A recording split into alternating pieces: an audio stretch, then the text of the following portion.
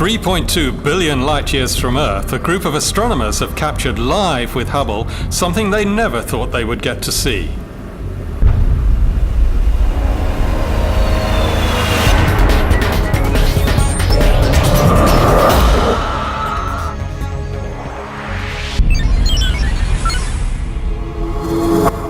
This is the Hubblecast. News and images from the NASA ESA Hubble Space Telescope.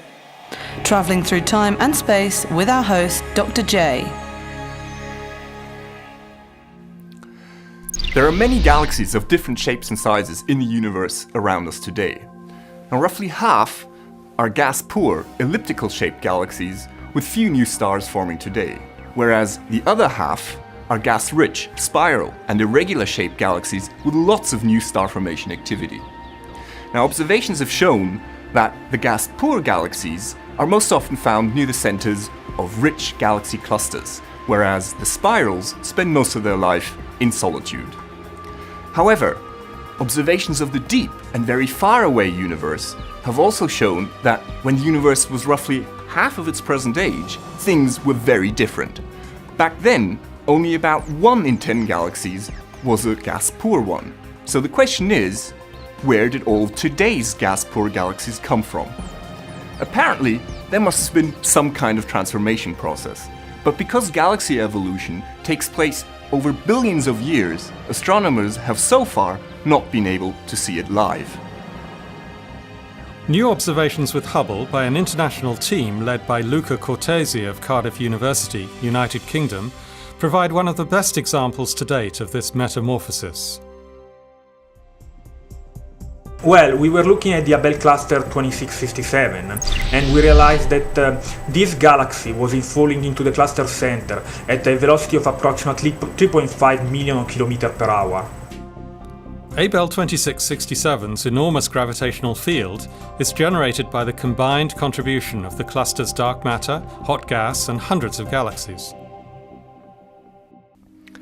As the galaxy plows through the cluster, its gas and stars are being stripped away by the hot plasma in the cluster, which can reach temperatures as high as 10 to 100 million degrees. Also contributing to this destructive process are the tidal forces exerted by the cluster.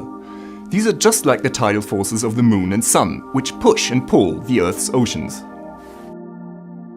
Both processes, the tidal forces and the aptly named ram pressure stripping, resulting from the action of the hot cluster gas, resemble those affecting comets in our solar system. For this reason, scientists have nicknamed this peculiar spiral with its tail the Comet Galaxy. We see a unique galaxy that has been transformed by the fact that it's falling toward the cluster center. And what we see exactly, it's a kind of a spiral galaxy with lots of gas. And we see a trail of stars, of blue-forming stars, and also around those stars, some kind of wispy gas stripped away by the fall.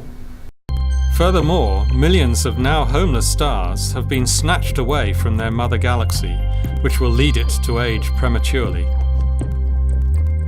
Even though its mass is slightly larger than that of the Milky Way, the spiral will inevitably lose all its gas and dust, and hence its chance of generating new stars later, so it will probably become a gas-poor galaxy left with an old population of red stars.